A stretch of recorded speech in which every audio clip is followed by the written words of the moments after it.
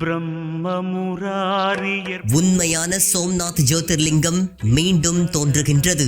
1000 ஆண்டுகளுக்கு பிறகு சக்தி வாய்ந்த மற்றும் அற்புதமான மிதக்கும் ஜோதிர்லிங்கம் சோமநாதர் கோயிலில் வழிபடப்பட்டது. கிபி 1026இல் அந்நிய படைகளால் கோயிலை அழிக்கும் வரை ஜோதிர்லிங்கம் தொலைந்து விட்டதாகவே கருதப்பட்டது.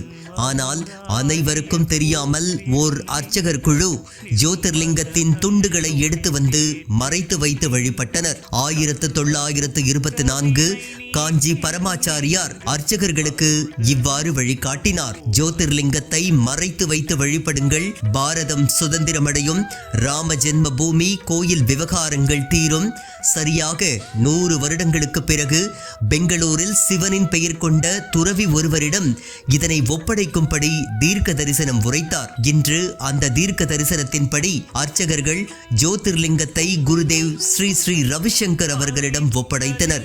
வரும் 8/2/2026 அன்று ஜோதிர்லிங்கம் காரைக்கால் அம்பையார் கோவிலுக்கு வரவிருக்கின்றது.